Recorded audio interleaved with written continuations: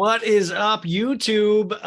This is So Bad It's Good with Ryan Bailey. It's a podcast, but we do YouTube videos as well. Smash that like button or whatever we're supposed to tell everybody to do, but hopefully you enjoy this. Today, we are doing a Vanderpump Rules Season 10, Episode 3 recap. I was supposed to do this last week, but a lot of stuff happened, so now I'm finally getting to it, and it is an insane, truly insane episode.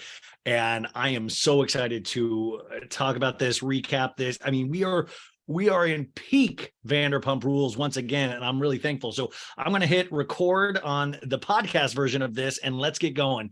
5, 4, 3, 2. Welcome to an all new episode of So Bad It's Good with Ryan Bailey. Listen, you guys, I'm doing a Vanderpump Rules recap today, Tuesday. This is episode 3 that aired last Wednesday. That's right. Yeah. And I couldn't release it on Friday. I got sick, and then I hurt my knee and all of this. Literally, I'm falling apart. What's not falling apart is my love and my passion for Vanderpump Rules. This thing is firing on all cylinders. I'm literally like, I think the show needs to end in 2 more episodes for the season, because I'm scared where the hell these friendships are going to go from here, because it's only potentially going to be down. It's just like, this was jam-packed. This was an hour and 15-minute episode.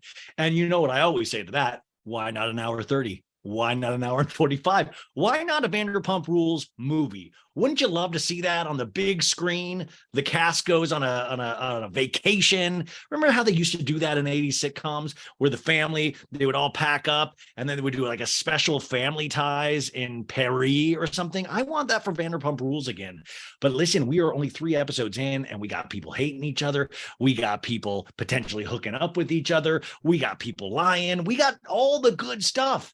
I mean, are the glory days here again for Vanderpump Rules? Only time will tell. The 4th episode, I'm like, that already looks good too. That's going to be this Wednesday. And just a little note for the pod, we'll be going back to Friday for Vanderpump Rules recaps.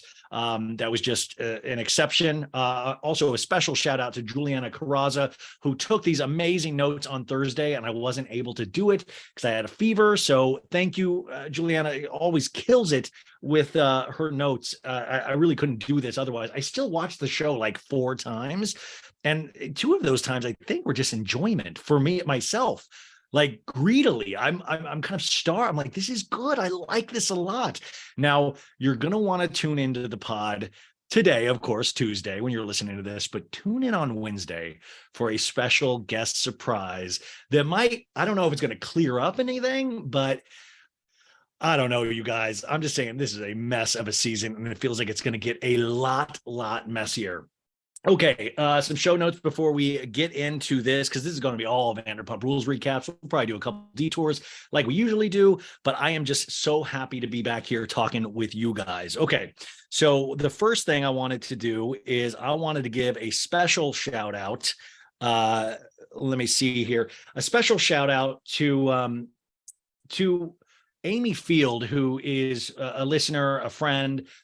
She's awesome. She's done the Patreon a bunch of times. She's been on the main pod as well. But her mom, Amy, her mom, Gayla Field, is going into surgery today, and she's going through something similar that my mom's going through. So really, send out those vibes, you guys. I know that sometimes sounds silly, but it's all we can do. I want all my team, and you guys are on my team as well, to be okay, whether it's my mom, Amy's mom, Maritza's mom, your mom. Hey, we'll throw some dads in there too. I want everybody to be okay, but I wanted to say that at the very beginning.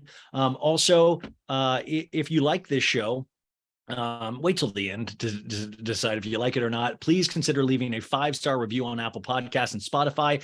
That really helps. And also another reminder that we are recapping Summer House exclusively over on the Patreon. Like, I talk about it here and there on like Monday's episode, and I'll continue to do that, but the full line by line recap is over on the Patreon, and that's just patreon.com/so bad it's good. And you get access to 300 other episodes. We're doing a live Patreon chat with myself on March 15th.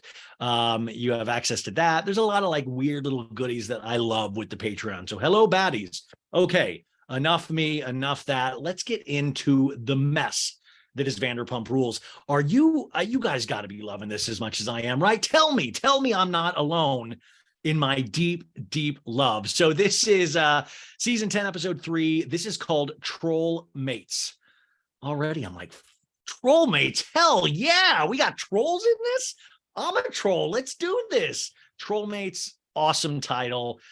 We could infer from the title that like roommates, bedmates, troll mates. So obviously somebody's trolling somebody. It just sounds like another day on Twitter to me. This is the description that the cable company gives us, or Bravo gives the cable company. Lala drops a bombshell on Raquel that shakes the foundation of their newfound friendship. Holy shit, what a strong ass line.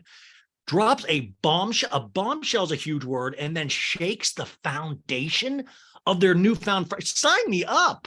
I'm all for people shaking foundations. That sounds intense. So hell yeah.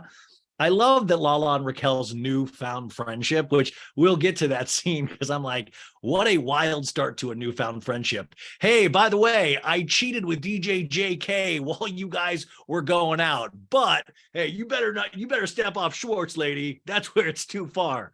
Then it also says Sandoval takes some time away from the bar to play Rockstar with his cover band. That is Tom Sandoval and the Most Extras. And then finally, Ariana and Katie take the next step in opening their sandwich shop. You know what's so funny? Like, I dig Schwartz and Sandy's, and Ariana and Katie's sandwich shop, I think it's called There's Something About Her. I have a feeling, don't you think that's going to be open in like a 10th of the time that it took Schwartz and Sandy's? I feel like Ariana and Katie, like Ariana especially, like super level-headed. Like, I have a feeling this could just open, like it might already be open. They're like, yeah, it took a couple weeks. We're open now. You know, come get your sandwiches.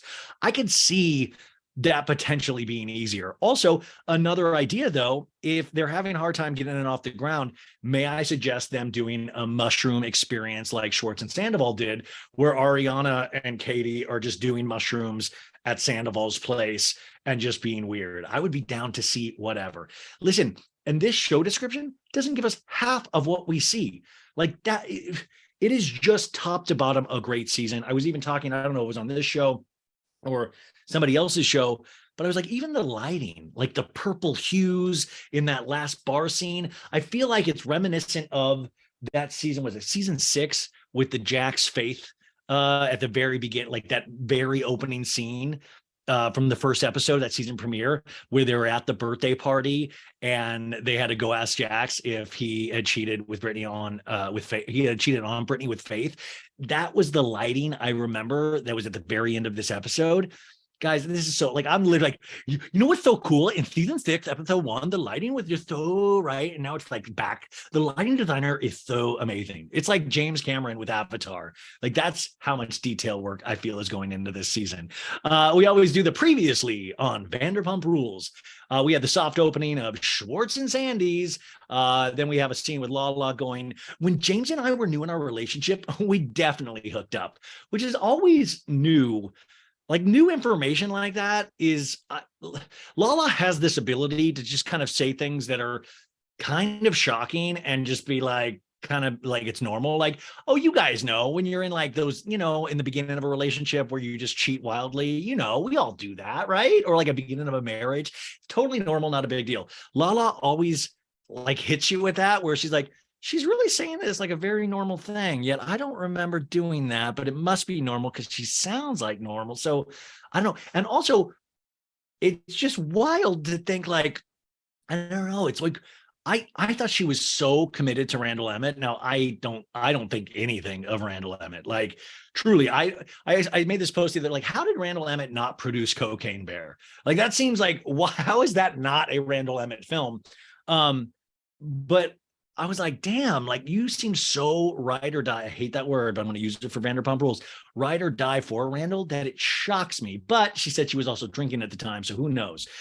We also had, from the last couple episodes, Raquel going, Graham doesn't feel good. And Sheena's like, does James know? Raquel in a talking head going, no, I need to make a clean break from James. And that includes letting James see Graham.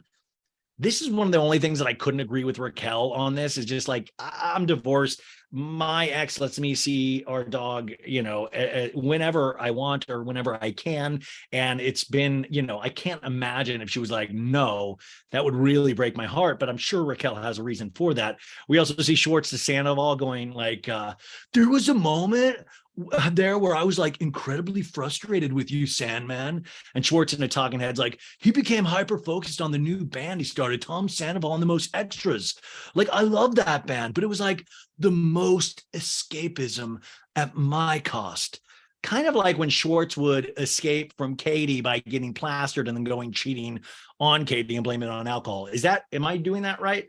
Then we start off with the best damn song of a century. Like, these are the best days of our lives. A picture, remember, like we got the cameras flying in to Sir and then into Tom Tom, into Schwartz and Sandy's. It's amazing. We start the day off at James and Allie's apartment on Miracle Mile. They are they're less than a year into their miracle relationship on Miracle Mile, and they live together. They're just having that cute morning where they're making like a French press coffee, and Allie's like, oh, and James like, I'll do it. And Allie's like, I like pushing it. I guess it's the French press. Like, and James is like, push it. And Allie's like, it's so easy though. And he's like, yeah, tell me when. And then he's pouring Hershey's chocolate syrup into the fresh pressed coffee. Listen, this pisses me off on a whole different topic. DJ James Kennedy is thin as a rail, and he's like literally drinking chocolate syrup. Like, I have to drink my coffee black. Like this is ridiculous. It pissed me off right out of the gate. I'm like, you get to fucking make it like a dessert treat? Are you kidding me? Then she squirts Cool Whip into James's mouth, and I'm like, please do not, because he remember when he like tried to bite the lettuce off her face a couple episodes ago, or maybe that was last week. These guys like have like sexy fun with food, and I'm not here for it. Allie's like, this tastes really good, and James is like, it's from Colombia, and Allie laughs and is like, no, it's not. Like, yeah, it is. And it's Starbucks, you guys. We're off to Sandoval's house. Sandoval is looking at a big piece of poop on the carpet. He's like, who did that? He's trying to vacuum. And it's their little dog. I mean, wouldn't it be great if it was Ariana? But it's not. It's their little dog, Charlotte, which like bums me out because like Charlotte's no longer with us. And I was just like, oh man. Sandoval's like, oh my God, everybody's pooping. You were just outside. And then we're over at Sir, and they're revving up for a new day of just slinging those cheese balls. And Lisa arrives. Do you notice how they light Lisa? Like they put like a bunch of Vaseline on the lens. So anytime she shows up, it's just like the most blown out. It's like Kris Jenner lighting. And Lisa's like, hi. And Peter, the Sir manager, who by the way, we've had so much Peter in these first 3 episodes, more than we've had in the last 2 years of Peter. And Peter's like, hi, how are you, Lisa? And Lisa's like, everything looks so gorgeous in here. And we just see shots of the restaurant. It's just the restaurant during the day. But Lisa's in love with it. Look at the gloriousness. Oh, and Peter's like, thank you, Lisa. And Lisa's like, it was great to see you at the opening of Schwartz and Sandy's last night. And Peter's like, yeah, I don't really remember a lot of last night. And we flash back to that conversation where Raquel, after their couple dates, Raquel was like, hey, I just want to talk to you real quick. Let's break this off now before it gets like complicated. And Peter's like, yeah. But Lisa had just like talked to him a moment before where she was like, do not dip your quill in company ink, And also, I still want to point out the fact that Lisa was like, back in 2005, it used to be a fuck fest over at Sir, but we can't do that anymore, Peter. We can't. It's different times. I remember when Ken would have a circle jerk all over Pump Restaurant, but it was different times, Peter. Please let Raquel go. But anyways, Peter's like, yeah, I remember last night. And Lisa's like, I think your pride's hurt, Peter. And Peter's like, no. And Lisa goes, that's okay. You can admit it to me. And Peter's like, oh, I'm not going to admit that, Lisa. Like, no, that's not how I look at it. And Lisa's like, Peter, I understand how much it hurts. I've never been dumped either. Anyway, let's have a good night. Lisa's like, Peter, you fucking nerd. Oh my God. You tried to put your willy in little Raquel and she wouldn't. Oh, Peter. Anyways, please go wipe down the tables. Please, Peter. Raquel comes in. She's running late. Also, listen, Raquel, I think really does work there or does during, I mean, who knows? But like, why is she late so much? And listen, this is the kind of shit where Peter does need to be like, yo, man, like, regardless if we're fucking or not, you got to show up on time. This is a little so bad it's good tip. I don't know if you guys have ever heard this, but one of the big things with the job, and this is just a little something I've picked up over the years, is they're going to give you a time to be there, and this is just like a little tip. Usually try to be there at that time, or maybe a little before. You know, when you do it after the time, then it kind of defeats the purpose of having the time. But you know, Raquel just kind of runs in, but she's like kind of breezy. You know, there's like a distortion reality field with a lot of this cast. Like I was talking about with Lala going like, oh yeah, I mean, like everybody cheats. Same with Raquel. Like Raquel didn't seem that nervous. And Lisa's like, hey, Raquel. Oh, hey, Lisa, how are you? Good. Your legs actually come up to my shoulders. Because she's wearing a little surge dress. Lisa, if you're so concerned about people like not hooking up with like staff and things like that, which you've never been concerned at before, maybe you're going to be like, your legs, I can see your pussy. Oh my God, Raquel, please put those away. Like, isn't that kind of a mildly sexy comment? Your legs actually come up to my shoulders. And Raquel just laughed like, ha, in this dress, they definitely do. It's like the slit is so high. And Lisa's like, you're late. And Raquel's like, yeah, because of little Graham. Oh, yes. How is that dog? Well, I had to take him to the emergency vet this weekend. What's wrong with him? Well, he had a puncture wound, and I don't know about on his neck, you know, and it got infected, and he's feeling a lot better today. And that's why I'm late, because I took him for a walk around the block. Okay. Remember, like, you know, a couple episodes ago, little Graham was just like pouting on the floor, and she'd like thrown like some beef jerky. Like there was like a pile of food around Graham, and Sheena came over and she's like, ha, Graham's not feeling that good. And Graham was just like, help me. Turned out he had a fucking puncture wound in his neck. Like, and the way, like, I mean, I would be like going, dude, Graham has a flipping puncture wound. She's like, he has a puncture wound. Like, I'm like, I would be flipping out. Like, I want the name of this place that she boarded Graham at. Like, there should be some kind of lawsuit. How are we getting dogs puncture wounds when it blew my mind. So Lisa's like, well, I actually did want to talk to you. And Raquel goes, Peter, yes, Peter, you should know better than that, especially here. Naughty, naughty. And Raquel's like, you mean I can't make out with Peter in front of customers? And Lisa looks with astonishment. And then Raquel laughs. Little Raquel joke. And Lisa goes, I'm serious. That's not funny. Put your tits away. And Raquel's like, well, I told him last night that whatever we have is not going anywhere. Okay. Do you feel better, Lisa? Yes, actually, it does feel better. But you lost a little bit of direction since you broke off the engagement. And Raquel's like, yeah. We had a flashback to the last reunion 7 months earlier. And Andy's like, you're still wearing your engagement ring, huh? And Raquel's like, yeah, I'm going to give it back to him. Do you want it now, James? Sure. That's a Bitcoin. I love that they showed this scene every week now. Raquel goes on, I was in love with James, and I feel like he threw that away so easily, and he just found somebody to replace me, and that hurts. You still love him, dear girl. And then Raquel goes, yes, I do. You're still in love with him. You are, which is literally what Lisa just said. And then Raquel starts to tear up and shakes her head. Yes. Poor Beater's in the background, just like trimming hedges and things. I mean, this is wild. And also, Raquel and anybody listening, it's not normal to just go and pick somebody immediately. It's not normal. Allie seems like a nice person, but it's not normal. And like DJ James Kennedy has never been normal. I can understand loving, like I can understand missing the relationship. I can understand loving somebody. But I think at the end of the day, Raquel has so many reasons shown to her again and again and again that this was not a good relationship for her. And listen, I don't know what's going to happen with him and Allie, but like, just let it play out, obviously, because if that's how he treats you and his friends, and we've all seen DJ James Kennedy through the years, I sometimes sincerely worry for Allie. But Raquel, I was a little bit worried about with the Peter thing, but that's done now. Well, now I'm actually a little bit worried because of the Schwartz thing. There's just a lot of decisions happening in Raquel's life. She's young. It is interesting, though. I feel like it'll be interesting to see how the show kind of plays it out this season. But she is treated as this kind of little fawn or little injured puppy in a way, kind of like how we treat Schwartz.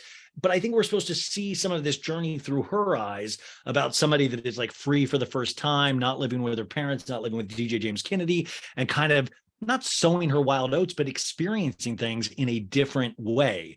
And I feel like she has a little bit of arrested development because it seems like she has not experienced anything. Like I always compare it to like some frozen caveman that get like all of a sudden, like she missed 300 years of growth. And all of a sudden is like, what's a car? Where am I? Lisa's like, oh, you're crying, Diego. No, you're okay. Take a breath. You're making me cry. What happened to Lisa? Is Lisa just a pussy this season? Like Lisa is being used amazingly in this show, by the way. What did I say all of last season? I was like, we are misusing Lisa. She's got to step away from the plot. We got to stop catching her up with things. This is kind of the perfect blend, and we'll see in this next scene, she starts to be a little bit of a troublemaker. I can handle this, but also the Peter, don't fuck employees. Like you used to beg employees to fuck each other, and now that's off the table. And now you're like, oh, Raquel, your love of DJ James Kennedy's making me cry. So Lisa goes, you're a beautiful girl. You got the start of your life, Come and see me if you need. Anyway, listen, you've got to get back to work. You've got a shift to do, all right? And Raquel's like, okay. And Lisa's like, glad to see a smile on your face, Raquel. Can you change that now? We're slobbed over it. She's pointing at some napkins like, Raquel, do some work, please. As we see Peter doing Raquel's work in the background. We head over to Laurel Canyon Boulevard, where Ariana and Katie are walking up to meet with a real estate agent, Jamie Lynn, Jamie, by the way, who's supposed to come on this podcast. She has a podcast called Jamie All Over, which I've been on, and she's one of Sheena's BFFs. And I didn't realize, I forgot Jamie did real estate. Like Jamie's been on Vanderpump Rules a bunch, so it was like hysterical. I was like, wait a sec, that's Jamie? What, Jamie's selling a sandwich shop? Like, what is going, Jamie? I'm gonna call Jamie and go, hey, I want to buy that sandwich shop, damn it. But I would have loved a whole Selling Sunset spinoff of Jamie trying to sell Sheena. sorry, Jamie trying to sell Katie and Ariana on a place. Like I wanted more of like them. I want to see more of the Ariana Katie relationship if they're going into business together. I hope we get to see more of that this season.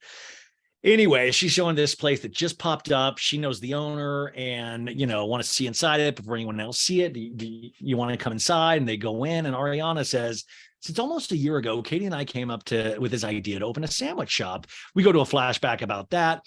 Ariana's like, what I've learned the most of watching Tom and Tom go through this process of trying to open Schwartz and Sandy's is not to jump into it without having everything laid out properly ahead of time. I love that Ariana says things in the most beautiful, sensitive way on people. She's like, what I've learned from Schwartz and Sandy's is, don't do it how they did it. That's basically what she's saying. So this is 1,100 square foot place. The owner's currently renovating. He's putting in about $30,000 into it. And then Jamie asks, how are you guys doing with investors? The last time they talked, they were looking for investors. And Ariana's like, that's where we're still at. And Ariana in a talking head goes, the other thing I learned is don't use your own money. So thanks for the guinea pigs, guys. I mean, dude, Sandoval and Schwartz, the money they put into this stuff, and we'll get into that later of Sandoval putting all that money into all of his other side projects. But I was always told something, you gotta spend money to make money. I've never listened to that advice, and maybe that's why I am where I'm at. But I've never been I've been the save money and don't spend it, or just I'm always that, or just eat lettuce for dinner. I'm that guy. So Jamie's like, I'm gonna give you guys a moment to talk about it. So they're talking and they're like, okay, could we envision this as our place? This could go here, this could go here. And Katie says, this is a strong contender. They're going to keep looking at spots. Katie, though, lets us know that, listen, the restaurant industry is literally in her blood. Her mom, Terry, who sometimes listens to the show, I always talk about it, blows my mind. And she ran a restaurant in Utah the whole time that Katie was growing up. And it's really cute, actually. We get to see a lot of cute Katie photos of like Katie in a restaurant outfit and Katie, like I love when they show these photos from the past, especially in characters that we know, because it kind of really reinforces the fact that these are real people. So like you can totally picture that time. And it kind of like, listen, I worked at like Blockbuster Videos and movie theaters, and thank God I don't think I have any photos. Thank God it was before cell phones, but like we all did that. We all had our stupid summer jobs. Not that this was stupid, Katie's mom. This was, a family restaurant, but it probably is in her blood. But she knew that she wanted to open a business, and she knew it had to be food. But Katie didn't want to do a bar or a big fancy sit-down restaurant. So a sandwich shop, she says, that also serves drinks was the best of both worlds. And also, it kind of is. I hope they actually truly do this, because listen, I'm on that old that TikTok all the time now, and it's all these like girlies like come with me while I spend the day in Los Angeles, and it's just about like the fancy little spots they're going to and little sit downs. Like I had a rosé and a salami sandwich. That could be. I mean, I could see influencers flocking to some place like this if it had the right vibes. Katie tells Ariana, it's so good to think that originally. No, it's so weird to think that originally Tom and I talked about doing a sandwich shop together. Like they were going to do that maybe later on in life. Katie, I'm telling you, you dodged a bullet there. Can you imagine Tom doing a sandwich shop? And I left it that was like later in life. And she goes, obviously we don't have a later in life plan together, but I'm really happy that we're going to have a later in life together. And Ariana's like, I saw you guys talking last night, because that was the Schwartz and Sandy's really sad conversation at the end of last week's episode. And Katie was like, it was surreal being there after all this time. I was telling him like, so was it all worth it? And we then cut over to North Hollywood, the Valley of the Stars, the Schwartz's new apartment in the old Valley Village. This place is a shithole, not the actual apartment. The apartment's nice. I died to live in this apartment, but there's boxes everywhere, posters with Bubba all over them. Can you imagine like a sadder sight than a bunch of like decorative Bubba art? Which, by the way, like, listen, I always still to this day, I know they threw it away, that Bubba painting that hung over their old couch at the old apartment. Like that's, to me, that's like a Banksy. That's like, I mean, like how much are we like, that's like a Sotheby's auction, and they just tossed it when they moved to the house. I'm like, how do you toss art like that? This is how you treat art, Schwartz? How you treat Katie like this? And this is how you treat art? That could have put your kids through college. So the place is just a total shit show. Tom is just like, oh man. He's like, goes to the fridge, gets a carton of OJ, and he's like, I wish I had a beer. I wish I had a beer. I didn't even like this in college. It's just like a phase, just a phase, just a phase. You can tell he's like faded from the night before. And guys, I was at that Daily Mail party, like I said last week, and I can attest to this really was shot the next day. This is totally real. This wasn't like shot a week later. This was the next day. His phone dings and he sees a message from Lala that says, I wanted to tell you how incredible last night was. Congratulations on Schwartz and Sandy's, which is a lot different from that first episode when she's like, you weren't at my, you are not supposed to hang out with Pickleball Emmett. You were not supposed to do it. And Tom's like, oh, that's sweet, actually. And then Sheena all of a sudden pops up. She's like, ha, I'm here. Because she's there to record Shenanigans, her podcast. And Tom's like, oh, I'm so embarrassed of my plays. And Sheena's like, why? Oh, it's depressing. Hi. And they hug. And Schwartz is like, oh, I'm so pissed that I agreed to do your podcast today. And she's like, wow, thanks. I'm just kidding. Are you hungover, Schwartz? Yeah. Well, we can talk about it. By the way, this truly to me shows you the slumming that goes into podcasting. It's not all glamour, folks. I'm not going to lie to you. It's like you're literally like waiting on a guest to cancel, or like you're like, oh, let's just hope this happens. And like I can see like even Sheena, she's like trying to get in there, man. She's trying to make something. I could not believe Schwartz agreed to do to this, but like, this is Sheena, man. This is what Sheena does. And I got to tell you, that podcast is pretty funny because it like gets in there. She gets a lot of dirt. I don't even think she means to half the time, but she does. I'm also going to tell you, podcasting causes a lot of trouble. You guys know I'm the bad boy of podcasting. That's right. I hurt my knee walking down one stair this week. I didn't even fall. I just put my foot down in front of the other, hurt my knee like a bad boy. I know about podcasting. It's dangerous. I've lost all relationships with my family and friends because of this podcast, but it's all good. Love Vanderpump. So Sheena's like, well, we can talk about it. And Schwartz is like, I never sleep in, but I slept in. She's like, what time did you go to bed? Well, probably like 4 a.m. Oh, what were you doing? Hanging out by yourself? And this is like kind of that Sheena getting in there, like this is, I'm telling you, there's like a really weird method to Sheena's madness. And Schwartz is like, well, mostly. Did I get a tour of your place? What's mostly mean? And it's not that big of a place, so I feel like the tour could go quick. And Schwartz is like, yeah, by the way, my friend Joe's staying with me. And Sheena's like, is Joe a guy or a girl? And Schwartz is like, a girl? And then we see a picture of a pretty girl, Joe, just says J-O. I think Sophie said she looked like Freddie Mellencamp, and I was like, dark. Or somebody said she looked like Freddie Mellencamp. Guys, I got to tell you, I don't know who says what these days. It's all just like one big noise box, myself included. We see Joe and her dog, and Sheena's like, oh. And George is like, no, not like that, no. And she's like, have you hooked up with Joe? Great question, Sheena. No, not even a little bit, not even a micro moment. Joe's my girlfriend. Now, listen, I've thought a lot about this. Now, not even a micro moment. What's a micro moment hookup of like, what is all of this? Also, if Joe had a dog in that, where's the dog now? Is the dog living at Schwartz's?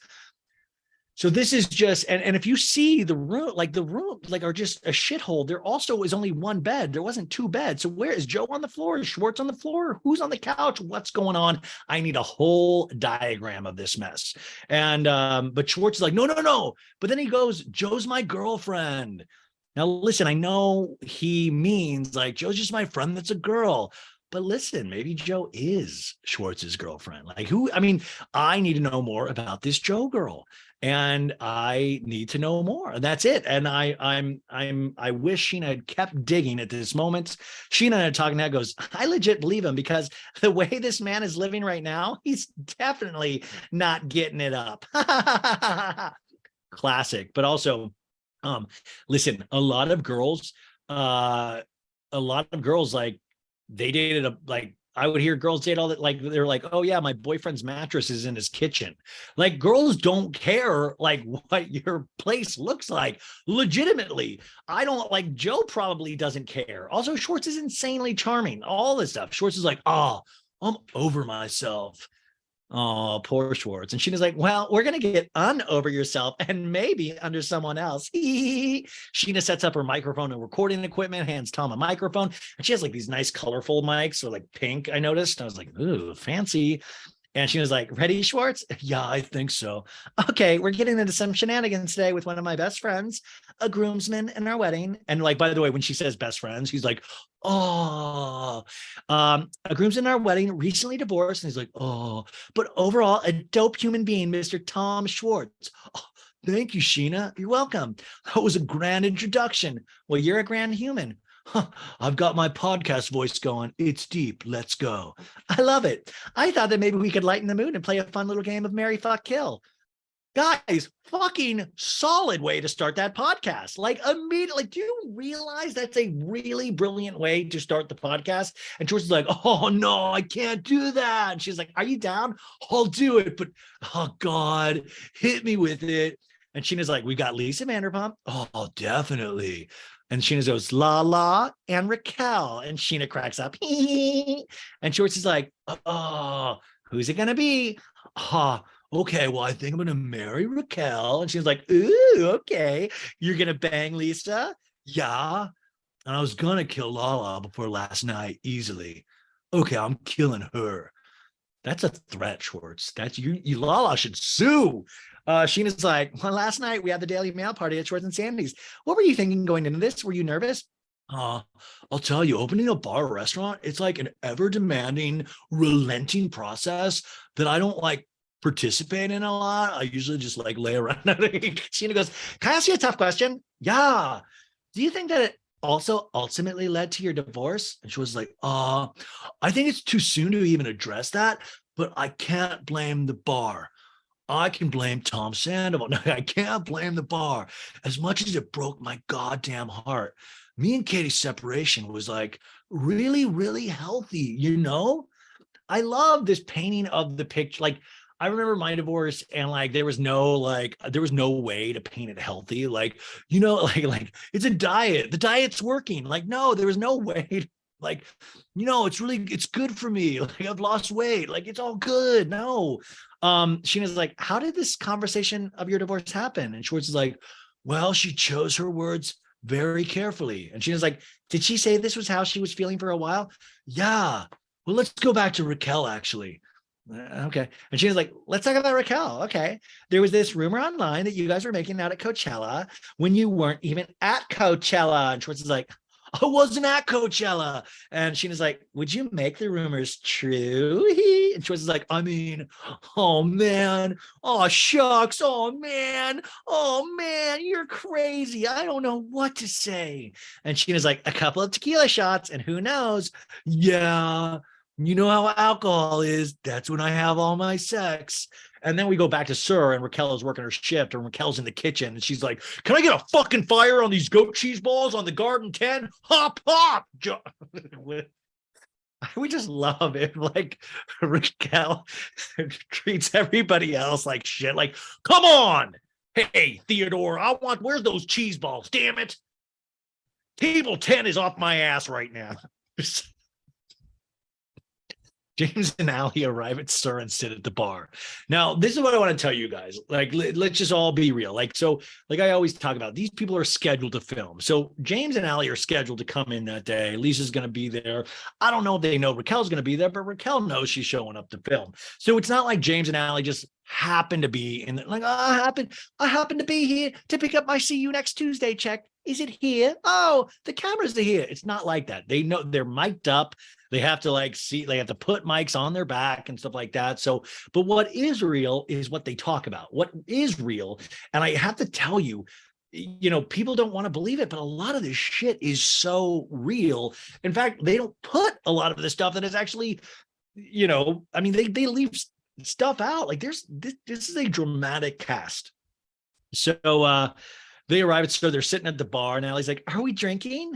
And James is like, yeah, we can get one. You look so cute. You look so cute. He always does that when she asks him about drinking, because I don't think she's asking it in a, can we drink? I think she's like, kind of like, are you going to drink, James? And he's always like, yeah, anyways, you're so gorgeous. Your bone structure. Oh my God, you've got the hair of a horse. Oh, what a beaut. Oh, you look so equine, so beautiful. Like, it's that kind of thing where it's almost like he's trying to distract that he just said that he wanted to drink. And then like, oh, they're going to check for his see you next Tuesday check. They're looking at the menu, get some goat cheese balls, blah, blah, blah. Raquel is talking to a customer. Lisa walks up to the bar with James and Allie, and she's like, what are you guys doing here? Surprise! James is like, I just picked up my check from see you next Tuesday, Lisa. And Lisa's like, oh, yes. And last night was good. It was great, Lisa. So sorry about Graham. And James is like, yeah, it's been tough, Lisa. It's been sad. He's been pretty bad off, right? And James is like, what? What's sad? What do you mean? And James is like, well, I haven't seen him. What are you talking about, Lisa? Oh, no, he's not been well at all. He's got a puncture wound everywhere on his body. And James is like, what? And Lisa's like, I thought you would know that. And he's like, no. And Lisa's like, listen, I'm keeping out of it. And Lisa's like, listen, now that I've told you everything, I will now choose to keep out of it. But this is a great use of Lisa Vanderpump. If I was a coach, I'd be like, you see here, we got James and Allie here. We got Raquel back here. We're going to sweep Lisa to the right. She's going to come on in. She's going to say some information to DJ James Kennedy. It's going to potentially make him upset. Then we're going to get Raquel to jump in right here. No blockage. And then a scene's going to ensue. And that's what we get. James to Lisa's like, I really don't know how to process it, but I'm really upset. DJ James Kennedy does have a little bit of that Dorit C3PO of like, beep, boop, bop, beep, boop, boop, boop. I really don't know how to process it, but I'm really upset. Raquel passes the bar, and James is like, Raquel, what happened to Graham? And Raquel looks at Lisa like a Bambi, and Lisa's like, oops, did I do that?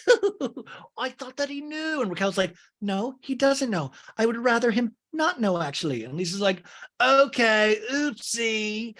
And James in a talking hell is like, oh, hey, hello. Like, Raquel, you remember I was like Graham's dad for 5 years? It's like, I fucking raised him. Like, you never fucking let me see him. I miss Graham more than I miss Raquel. And James excuses himself to talk to Raquel privately. He's like, excuse me, Ali. Enjoy your cheese balls. So what's up? What's up? I don't like hearing that. It's very scary. And Raquel's like, I know. I don't want you to worry. He's totally fine, but I had to take him to the emergency room. He had a puncture wound in the neck. This is one of those other moments where I was like, he's not totally fine then. And they show a picture of his whole neck shaved with his like puncture wound. He's totally fine. Like, he had a puncture wound. And James is like, from what? And she's like, when I checked him into the boarding facility, he escaped. He found a little hole in the fence and he dug his way underneath, and it happened then. Oh, Graham, he was trying to get to you. And Raquel's like, I know he was. And James is like, yeah. And James starts to cry. Like, James, I love his emotional stunting, lets him feel so deeply about animals and potentially music, but he is kind of socially inept and emotionally, I was about to say a bad word, about, you know, like about human situations. But he, like, that's why I think he's so on the surface of like, oh, Graham, no. You stay alive, Graham. You stay alive, because that's where he puts all of his emotions. Where humans, he, you know, his all of his caring and his love goes into like Graham in a way. And Raquel's like, you know, shocked, taking him, like, she's like, he's okay, he's fine. It's fucked up, honestly, Raquel. Why? I just feel bad for him, poor little thing. He probably felt so scared and alone. I feel like maybe if I could just see him once. I fucking miss him. Is Peter his new dad now with the big belly? She didn't say that, but like, listen, your heart goes out to, on this part, you know, like, yeah, like, this sucks, you know. And Raquel's like, I would really have to think about it. I would love that scene of Raquel thinking about it, like, I'm thinking about it right now. Like, what does that look like when, like, when you guys, like, we all do that, like, I'm gonna go think about something. Like, what does your thinking face look like? Like, do you actually sit there and think, or do you already know and you just like, well, I'm gonna use this time to dick around on my phone? But I like, I'm thinking about it right now. What do I think? James and the talking heads like, for an accident like this to happen and her not to have the fucking decency to call me or throw me a text is fucked up. And James tells her, I'm so over it. I just need to go. And Raquel's like, okay. And James and the talking heads like, I'm not going to say the D word or the S word, but I'm going to say you're not thinking things through. And producer's like, what are the D and the S words? And he goes, dumb and stupid and sassafras and dickhole. I love, I can't think of any other S words. And suspenders and dumbbells, especially dumbbells, and snakes. Ooh, and dick cheese. I can't think of any D words except for dick. But also great James Kennedy talking head. Dumb and stupid. Raquel's like, well, that's why I didn't tell you, because I knew you'd be upset. Well, then I'm glad it was like this. Well, I'd rather you not be worried. Well, have a good rest of your shift. And James walks away mumbling, I hate this shit. It pisses me off. Dude, DJ James Kennedy. This show needs DJ James Kennedy. I would never want any of my friends to ever be involved with him, but this show needs DJ James Kennedy. But it's kind of like, how low you going to go, DJ JK? How much are you going to show us? Like, listen, this show needs you. Let's not pretend that it doesn't. But I do wonder how far he'll go. You know what I'm saying? So now we head on over to Schwartz and Sandy's. And I got to tell you again, listen, the true villain of Schwartz and the true villain of Vanderpump Rules is that Dick Cheese. I can't stop saying Dick Cheese now. That guy, Greg, the guy that was like mentoring them or whatever, that bitched and moaned about them to Lisa at that Schwartz and Sandy's party. How dare you, Greg? we got beef now, dude. Me versus Greg, dude. That's what I'm talking about. Sandoval arrives and they're all there. Brett is the general manager. And I met that dude once. He seems like a really nice guy. And and Tom is there. He's like, I came to water my babies. He's there to water some plants. I like that potentially is the only job they've given Schwartz at the Schwartz and Sandy's of like, Schwartz, this is your corner where you can like take care of these little cacti and some of the ferns. It's like anyways, they're talking about how much shit they got to do, you guys. They can savor the success only but a moment because they still got to open this place, you guys. And the manager's like, yeah, we really do. Even though it was successful, we got to get out there. Sandoval comes in and Sandoval's like, what's up, guys? And Schwartz is like, we have a fucking mountain to move to get it open. And Sandoval's like, let's move some mountains, baby. I love that. That's the attitude I want. I never have that attitude. Let's move mountains. I'm like, I'll just stay. I do not need to move mountains. I'm just going to go back to bed. But you need those people like Sandoval of like, hey, let's not bitch. Let's get to work. And this would have been a great point for a montage. You know, one of those 80s montages of like, getting to work at Schwartz and Sandy's. We're trying on outfits and trying the beer and the food and cleaning so we can let people in. Schwartz and Sandy's. Sandoval and Talking Heads like, I'm thrilled the Daily Mail party was such a success. But now the optics of it, people think that Schwartz and Sandy's is open. And Sandoval's like, there was over 150 people here. And Brett's like, it was a really good turnout. People were happy. And Sandoval continues in the Talking Head. So now there's all this pressure to live up to the hype. We have to finalize the food. We have to finalize the cocktail menu and the back of the house staffing. It's just insanely hard to find. Sandoval says, so what do we think about the staff? And Brett's like, okay, so Daisy, she did pretty well. Matt, unfortunately, the situation, he was drinking back there. And Sandoval's like, he took a half shot with Schwartz. And Brett's like, okay, but I also was given reports that he was drinking more than just that shot back there. Your partner doesn't want him here. And Schwartz is like, I don't want to be in charge of hiring and firing, but I really want to give Matt another chance. Classic Schwartz. I don't want to take responsibility, but I do like I love it. Schwartz is like, you're telling me he drank on the job on my dime? Hell yeah, I want him here. Schwartz is that like fun loving, like, come on. He was like smiling so big then. He was fun to drink with, man. Not realizing that it's, in that case, probably not a good sign of things to come. I ran a bar for a long time. We were all wastoids there. They probably drank you just drink the profits away in a sense. But Schwartz wants a fun loving bar. And Tom and the Talking Heads like, when it comes to hiring, I love how thorough Greg is. I respect it. We get a flashback to the day before when Greg's like, how do you work with those nails, lady? And the lady's like, very easily. Seriously? This fucking Greg, man. Listen, I'll make fun of Schwartz and Sandoval if I want, but this Greg guy, he does not. We can make fun of Schwartz and Sandoval, not this Greg guy. F this Greg guy. Tom and a Talking Head's like, but ultimately, me and Tom get the final say. So drink away, waitstaff. And then all of a sudden, this awkward couple walk in, and they're like, "Are you guys open?" And Tom's like, "No, we're getting there though. I'm here to water my plants."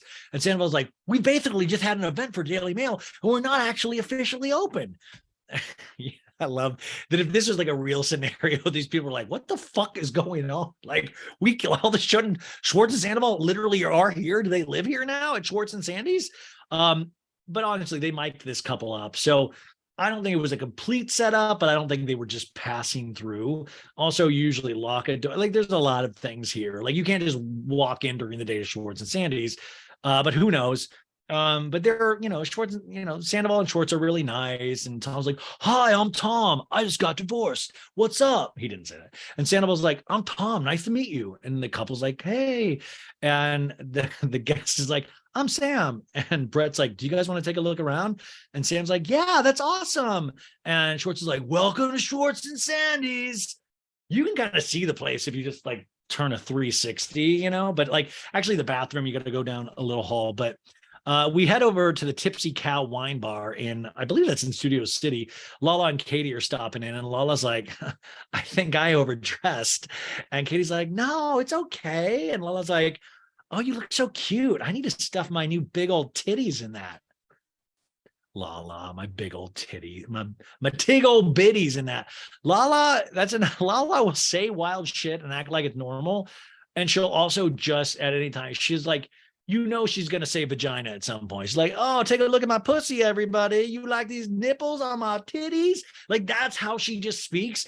And she says it all with a straight face, but I know she knows how crazy it is. So they're all sitting down. Raquel's coming to meet them. So it's a little, I'm like, wow, they're hanging out with Raquel. Lala and Raquel hanging out. That's huge. Katie's there. Lala's big old titties are there. It's a whole family vibe. Katie asked for a reposado tequila, which, by the way, I think that is groundbreaking because she's trying to break free of the tequila Katie thing. It's like, seeing, I can have a nice reposado on occasion. And Raquel's like, can I have a dirty martini? And Lala's like, are you guys going to get a little buzzed? And Raquel's like, well, I just came from work, so I rushed here. And Lala's like, sir work? And Raquel's like, yeah. What other work is there with sir work? Like, I was curious what that even meant. Lala and I talking head goes, Raquel and I left our relationships, and there's something very sweet and inspiring about when you leave everything you're used to behind. You don't know what the fuck your future holds, but you'll be okay. And Lala goes, hey, can we do a cheers real quick to being single? And Katie's like, the single life. And Lala goes, and to you and I dodging motherfucking bullets. Bow, bow, bow, bow. And Raquel goes like, okay. And Lala and talking goes, Raquel felt a little vacant when she was with James. And then, but now Raquel seems to come into her home. Lala says this part's so funny. He goes, but Raquel really seems to coming into her own, and I'm seeing things happen up here. And she's like pointing to her head, and I totally see, like, I'm watching brain tissue form. I'm seeing sparks fly. I'm seeing synapses connect with other synapses up here in the brain oblongata area. Raquel's like, are you talking to Randall? And Lala goes, well, we communicate through this app called Grindr. No.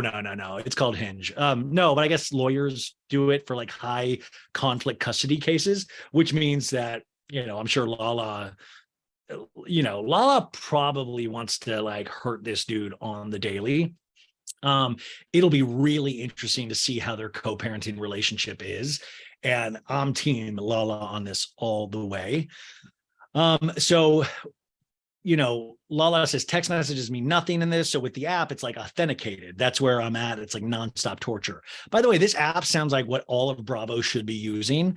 Like, listen, everybody, like Robin Dixon, put it in the app. Let's authenticate it before, like, we need everything authenticated at this point. And Katie's like, well, that's like how I feel. Like, I went to Tom's today to take the dogs there. And right before he had done this Sheena's podcast, we get a flashback to 8 hours earlier. And Schwartz is like, she wanted to talk about the divorce, but like in a healthy, positive way. And Katie's like, why? I don't know, like respectful way, like a podcasting nice way. Katie's like, what did she ask? Like, just shit, I don't know. Oh, shucks, you guys, I don't even know where I am half the time, man. Listen, it's funny. Katie goes, and he said, like, she's like really nudging me, pushing me into dating, and was like, Raquel. By the way, Raquel is there when Katie's saying this. And Lala was like, wait, she's pushing Raquel onto Tom? Katie, looking at Raquel, goes, yeah, she like really wants them to, does she try to push you on Schwartz? And Raquel goes, a little bit. And Lala's like, shut the fuck up. Are you being serious? And Raquel's like, yeah. Like, and Lala goes like, what is the tone when she tries to do that? And Raquel's like, well, she's like, you and Schwartz should like make out, like things like that. And Katie's look on her face is so perplexed. You see it all. It's like hurt, annoyed, angry, surprised. By the way, my face was like hurt, angry. Like, I was even shocked by this part. I truly was. Katie and the talking head goes, I have not heard Sheena's podcast with Schwartz yet, but it's a total act of betrayal. Sheena was a bridesmaid at my wedding. And when Sheena went through her divorce, I supported her. How would she have felt if I was trying to hook up Shay with one of my girlfriends? She would have been livid. And we continue on with the conversation. And Katie's like, and what did you say? Just like, okay. And Raquel goes, I'm like, no, never, And then like, I think about it more. I do like Schwartz a lot. I don't know. Like, I would never date him seriously, though. Raquel, what the fuck? What the fuck are you, Raquel? I like this is like I like everybody in this cast, I think, but what the fuck? Why lie to poor Katie for the love of God? Just lie to her. Just say, no, it's all good. Like, what? Like the fact that she goes, I'm like, haha, no, no, never, and then she goes, and then like I think about it, like I thought, like I was on my thought period time when I was thinking about if I should let DJJK hang out with Graham. And then I had a little bit of thought time left over there. So I started thinking about Schwartz. And then she goes on to say, I wouldn't ever date him seriously though. Like I do like Schwartz a lot. I wouldn't ever date him seriously though. Like, what is that? Like, dude, in my divorce, even if that it was all amicable, everything was great, I would still see red if some dude was like, yeah, like I wouldn't date her seriously, but I would love, I mean, who knows? Like, because the who knows is this huge chasm that we don't like. What does not date seriously mean? Just like fucking run? What does that mean? And I was just like, this was just jaw dropping to me. Katie in a talking head agrees with me and says, are you out of your damn mind? And Lala goes, hold up, hold up, hold up, hold up. This is when I will step in and fucking defend my friend at all costs. The funny thing about this line, though, I was like, who is she defending? Like, I was like, who are you defending? Like, I was like, Lala, who are you defending? And Raquel's like, uh-huh. And Lala goes, and if we want bodies laying everywhere, it's going to be you hooking up with Schwartz. I mean, I get messy, but I even wouldn't do that shit. I love Lala immediately going bodies laying everywhere, like bam, bam. You want to get popped? Raquel just stares at Lala and shakes her head. Like, this is what I want to like. This is what I want. Like, Raquel, in this moment, tell me your thought. Like, walk me through your thought process. Katie goes, to be like, just like fucking each other just because it would be like a little fucking weird. Katie kind of keeping her cool when I would not have kept my cool.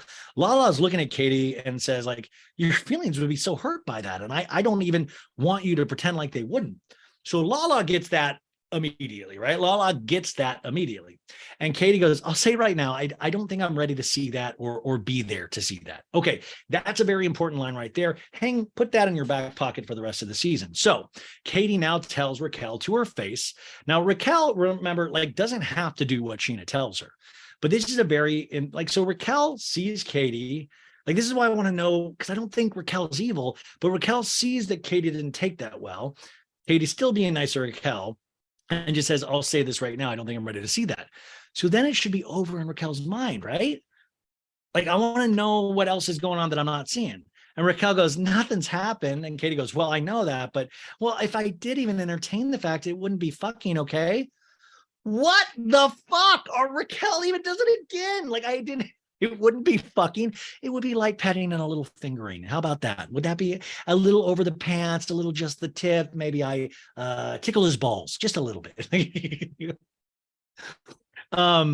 So Katie's like, okay. And Raquel's like, but I don't want any serious relationship. Like, I'm so done with that. I think especially because I was so loyal to James for the past 5 years. And Katie's like, you were. And Raquel's like, and I keep hearing things that he was with other girls. And Lala's like, well, I'm going to tell you something. James and I definitely hooked up.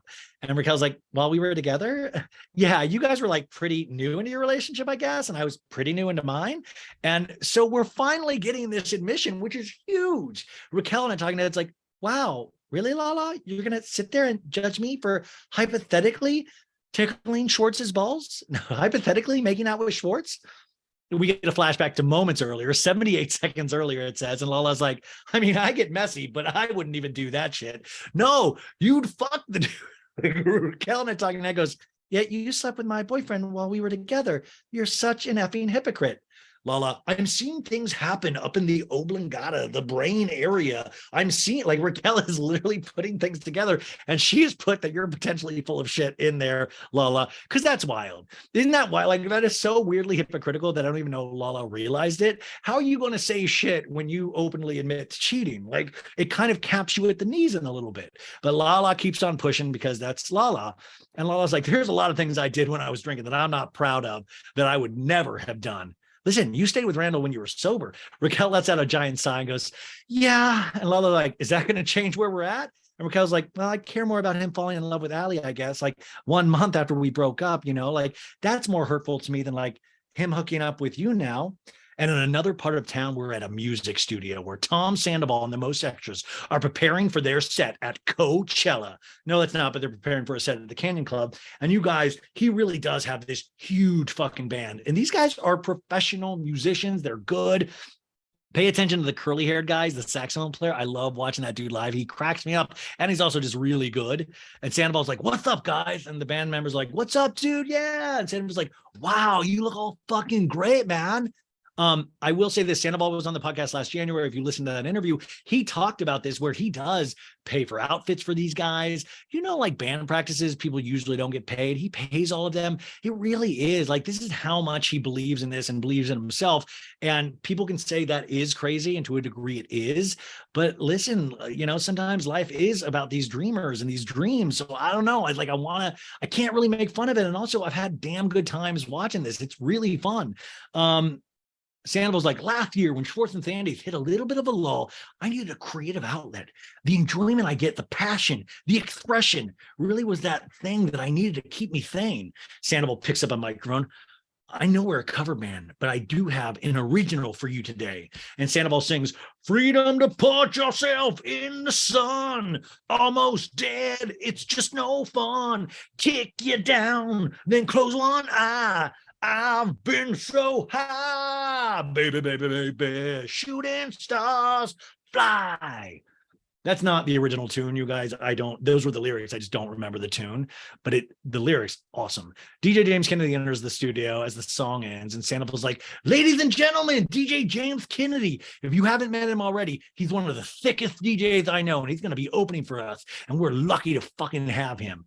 And James is like, that was amazing, guys. That sounded amazing. And James is such a he just popped in at the very end. He's a liar. Even though the guys do sound amazing, he just didn't hear it. James in a talking head goes, I think the Most Extras is Tom's way of spending a lot of money and having a lot of fun. So what if it is, by the way? Let me also remind you guys what else Tom has spent money on, right? One sec. He spent money on Raquel. Yeah, right now I'm holding up my official Raquel bracelet that Tom Sandoval gave me. There's only 15 of these in existence, but Tom put like $15,000 into Raquel, which I know there's not going to be no Allie-chella, or maybe if there is, Tom better not pay for it, but he seems like a good guy, so he might pay for Allie-chella. And by the way, I still think Raquel should be a yearly thing, even if they're not together. Like, I'd party for Raquel every year, but like, Schwartz, don't make fun of the way Tom spends money when you benefited from the way Tom spends money. I'm sorry, man. And they take a break from the band, and James in a talking head's like, I mean, how much money is going into this fucking thing, right?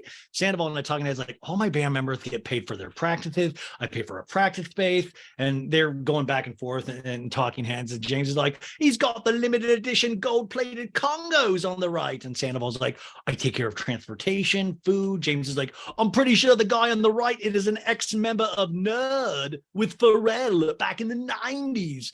That wasn't a good joke, James. Sandoval's like, yes, it's an expense. It's expensive. It's an expense. James is like, I think he should be worrying a bit more about Schwartz and Sandy's and getting it open and not spending all this money on getting together with his 14-piece orchestra. Is he mad? And James tells Sandoval, you've been going hard, man. 1 minute you're opening the bar in Franklin Village and running the town like Willy Wonka. And the next minute you're David Bowie up in this bitch. And Sandoval's like, oh, dude, I just want to thank you again. He's like, James is like, for what? Opening up for us. It's just like fucking dope. Dude, I'm fucking excited to come back to Agora Hills. It's obviously where I met Allie. And Sandoval's like, dude, full circle, man. And James in a talking head's like, the Canyon Club is a very special place for Allie and I because it's the first time I laid my eyes on my princess, my gorgeous beauty, my horse-haired lover. It was like one of the most magical nights in my fucking life. I actually think it was probably the most magical night in my life. I was there that night, you guys. It wasn't magical. I was like on mushrooms, so I don't know how magical. I mean, maybe it was scary, but also that was the night where like DJ James Kennedy, I always say like he started one song and he immediately ripped his shirt off in the first song. And I was like, dude, like work up to this. My God. Sandoval goes, it's so funny. I paid these guys for like practice, but I also got to get in there, you know, and I gotta Venmo these guys right now. And he exhales deeply. Dude, Sandoval's a good dude, man. We go to Raquel's apartment in North Hollywood where Sheena is coming over. Raquel comes outside with little graham cracker, and they're going to go walk around and do a hot girl walk. Sheena learned it from her sister, where you talk through your goals, things you want to achieve, dreams, aspirations. Can we do like a mediocre dude walk? Like I would like to do like this is the kind of shit why I always this is why I always like when I was growing up as a kid, I was friends with more girls because like that shit actually I was like, yeah, let's work on our fitness, like doing a hot girl walk. Like I'd rather do that than being in the gym. You know what I'm saying? I'm like, hell yeah. Sheena and I talking, it's like, I absolutely feel like a big sister Raquel. When she was going through one of the hardest times in her life, an engagement ending, we would do like a girls' night, we would do family dinner. And I felt like right now where Raquel's at in her life, she could really use a hot girl walk. And they show pictures of all those events. Now, from that vantage point, you know, Sheena really is protective of Raquel. Sheena is looking out for her. And I think if you look in the scope of the show of the 10 seasons, Sheena was picked on a lot. So Sheena, like, you know, there is this, I hope this is right. Like, I hope this is true and not some kind of ulterior motive, but she really is trying to take Raquel under her wing. And Raquel might need a friend like that. The only thing though is you got to be careful of your other friends that are already there. You got to be careful of Katie's feelings and stuff like that. Also, I kind of find it funny that they could do a hot girl walk where they're going to talk about their dreams and all that stuff, but we don't get to hear any of it. I'm like, give us that. I want to see that scene. So Sheena is like, I don't think you realize how close you live to Schwartz. Oh my gosh, it's like a 3-minute drive. Once again, Sheena kind of putting that idea out there of like, oh my God, what if you like fell on his dick? And Raquel's like, no way, I had no clue. And she's like, I know. So Saturday, Brock and I are going to cheer him up a little bit in pregame before Sandoval's show. You should come. The cheer him up thing, like that's the other thing. Is Schwartz really down, or is Schwartz kind of like, whew, well, this part is over. I'm curious how down he felt and how much he's just relieved, but everybody else assumes that he feels down. So they're all like, hey, buddy. And like, I don't know, like it could be either way. I mean, I was extremely down, but then being around people, I never even wanted to talk about it. I was just happy to like be in the corner with people doing things and feeling normal. I never wanted the focus to be on me, you know? Raquel's like, okay, good, because I'm just not used to like showing up places single.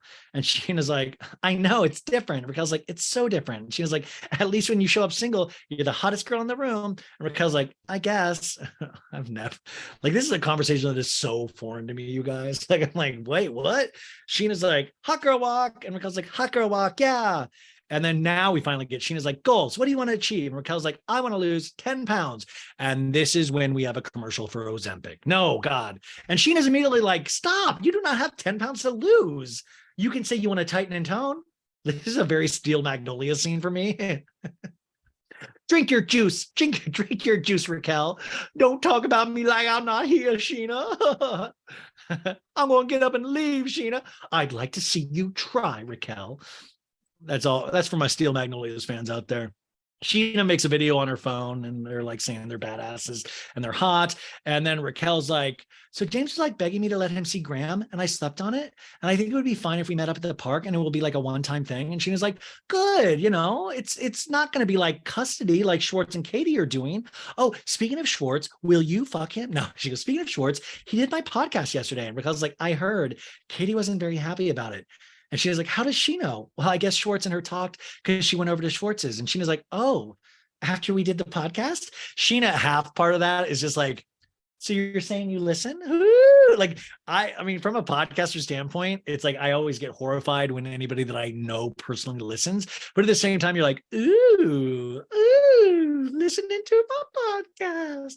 And Raquel's like, yeah. And she was like, yeah, I don't like that Sheena's just pushing you and Schwartz together. And Sheena's like, I'm not pushing. I just asked because I know you said, not that you're like interested, but you said, oh, we haven't made out yet, but you know. And Katie was the one, by the way, when we were in Vegas for the Vanderpump Paris opening, she was like, oh, I saw some rumors about like where Raquel and Schwartz online. And honestly, if it's true, he needs to embrace it. He needs to start dating. This is what Sheena says, Katie says.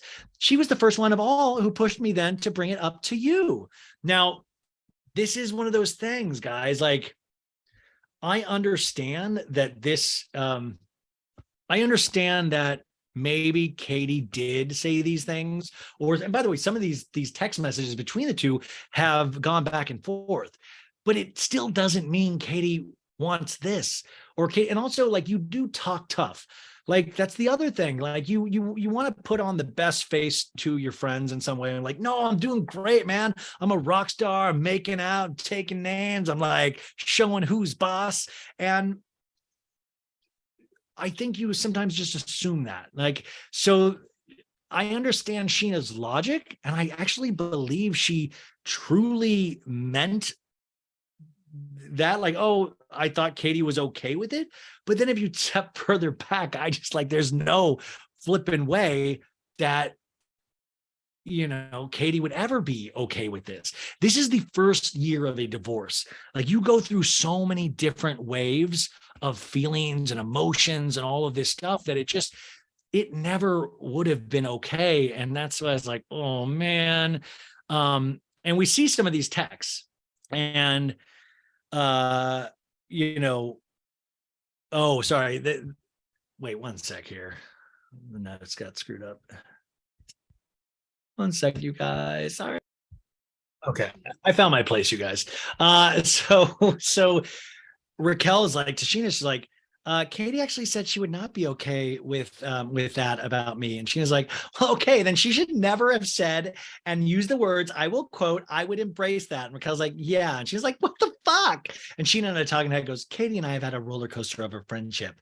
Flashback to 2013. And Katie's like, what's hilarious is you calling yourself practically engaged and you're grinding your ass on Peter's penis. That was 2013, folks. Just in terms of Peter Madrigal, we're at the same place of like, but now Lisa's like, don't grind anything into Peter, please. He's my manager.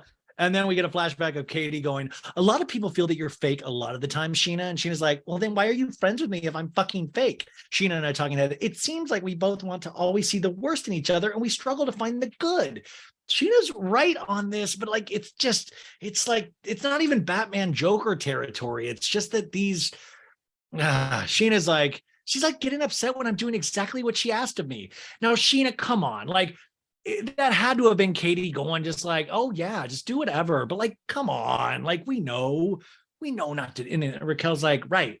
And she's like, that's annoying. And Sheena goes, at this point, I'm over for apologizing for things I'm not sorry for. This is what happens when you get divorced. People move on, deal with it. And she, by the way, I want Sheena to potentially be my life coach. Sheena's like, well, what else did she say? Anything else crazy? And Raquel's like, well, Lala has been so mean to me in the past. And I felt like last night she was trying to get a rise out of me. And she told me that she had sex with James while James and I were together. And while Randall and her were together. And Sheena's like, Zoinks? What? Scooby? And Raquel's like, you didn't know about this? And Sheena's like, no. Girl boner. Does James know she told you this? And Raquel's like, no. And Sheena's like, you're going to say something tomorrow night, right? And Raquel's like, well, yeah. And Sheena's like, I'm sorry. And Raquel's like, I was going to marry this guy. And Sheena's like, thank God you're not. So fucked up. Katie and Lala now, we cut to, they're going to Justin Queso's, which is actually where we watched Vanderpump Rules a couple weeks ago. It was a horrible place, you guys. They're meeting for a date. And Katie is like, how are you feeling, Lala? And Lala's like, it's a mixed bag, baby. They're seated at a table for four. Lala orders a Diet Coke. Katie orders a ranch water. And Lala is meeting the dude that she met at Hotel Ziggy. And so it's this guy named Ty, like a Mai Tai, Lala says. Lala says, Ty is cute. I feel like he's good. He's a good one to dip my toe back in the pond. So Lala goes, however, I'm not ready to date one-on-one. So I asked Logan, if he could find a dude for Katie, so, she could come along. Dating is intimidating, but I know we had to start doing something. She's going to dry up and close up. Classic Lala dry pussy joke right there, folks. Yeah. Whoa.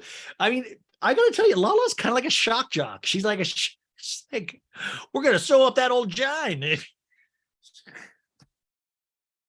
We got to get that thing lubricated. Hey, the two men arrive, you guys, and these people, I mean, no offense, just from look, if we're going to just judge by looks alone, which is a lot of reality television, they look like two tacos short of a combination plate. Like, I guess good looking dudes. Ty is probably the better looking guy. Lala introduces herself to Katie's guy, and he introduces himself as Melrose. Yeah, Melrose Avenue.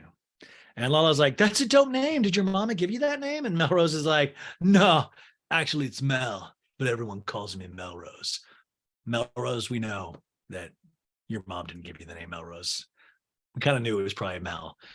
But also you're in your 30s from the looks of it, and you ask people to call you Melrose. That's like, if I said this, I was like, that's like if I wanted people to call me Batman. Like, yeah, mom named me Ryan, but I like to go by Batman. So if you could do me the honors. My friends call me Batman. Like, what the fuck are you talking about? Like, I would figure like girl boner done at that point. If somebody says their name's Mel, but call me Melrose, wouldn't that be like that would be end. So and then Ty, his name's not even Ty, like my Ty. His mom named him Tar, Taher. And we find out that means clean and pure. And Lala's like, oh, well, I watched a TikTok of yours that is not clean and pure. And I shit you not, guys. This seems like I'm saying a joke. You probably already see it. They cut to this video of Ty fucking weights. Like, he has his pants on him. He's like, This is not how you properly work out. You're gonna pull a hammy. You're gonna throw something like, but it's like that. Like, what? And like, Lala, like, he's a good looking dude. You don't need to fuck weights. Like, he's in a gym. He's like, what are you doing, dude? Just get like clean off your. There's like a guy behind him. He's like, can I work in? Like, no, thanks, man. I'm gonna. This is a 24-hour fitness, sir. No, thank you. And Ty's like, you've been stalking me. You've been watching my sexy workout videos. And Lala's like, I did a little bit of stalking, which I don't normally do, but I did it. And the waitress comes in for the drinks, and Ty's like, what do you guys want to drink? And Lala's like, I'm a sober motherfucker. I'll burn this joint down if I drink. Okay, just say you don't drink. And Ty's like, okay, you don't drink. And Lala's like, but you should get wasted. And Ty's like, why not? Do you have spicy? And they're whatever. They all order food. And then Lala, being the shock jock, goes, I have a very clean mouth. I haven't given a blowjob in a very long time. Also, does that, by that assumption, when you say I have a very clean mouth, like, are the blowjobs you used to give like on like muddy dicks? Melrose, or Mel, I'm going to call him Mel, goes, that's unfortunate about your blowjob thing. And Ty's like, are you going to get a drink today? To Lala, and Lala goes, no, I've been sober for 3 years and 9 months. And Ty's like, that's hot. And Lala goes, is it? And Ty goes, it is. I don't know if Ty knows where he's at. And Lala and I talking head goes, he doesn't listen. I've told him twice that I'm sober. And Ty goes, how's newly single? And Lala goes, 9 months. And Katie goes, and 5? I also was like, I was married for like, so 12 years. And Melrose goes, you look really young. And Katie goes, well, I was 24. And Lala goes, what's your sign? And Ty goes, I'm a Sag. And Lala goes, Virgo is my sign. And Ty goes, are you a virgin? And Lala goes, no.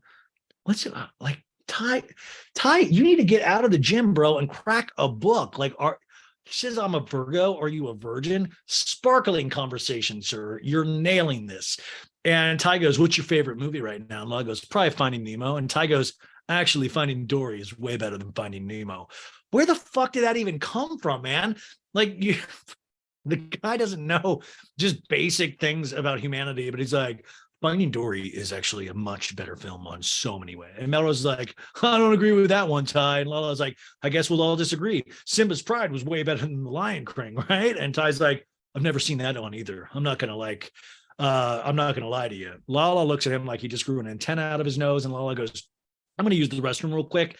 This is like classic Lala. She should have just been like, I'm gonna go take a shit. I'll be right back. Hey, Katie, come with me. Are you good? And Katie's like, oh, okay. So they go into the bathroom and Lala goes, I feel like I need to abort mission. And Katie's like, okay. And Lala's like, I certainly don't see us banging our heads against headboards with either of them, do you? And Katie's like, no. I mean, feel like I like Katie's like being part of like being in Lala's orbit's got to be wild because like, listen, I know girls are as filthy as dudes are, but like Katie's not. I mean, like, like Katie's not going around going like, let's see if some dude will nail my head into a headboard. Let's knock boots. We're back at the table and Ty's like, how you feeling about Katie? And Melrose is like, she's definitely a good girl. I like her personality a lot too. Okay. Back in the bathroom, Lala's like, I almost feel like weird. Like it's weird for me sitting with like a guy and like, okay, I have a kid and it's not their kid. And it's like my mind jumps a million miles ahead. And it's like, okay, keep your head where your feet are. This is not your future partner. That's a very real, actually, sentiment right there. And Katie's like, yeah, oh my gosh, no.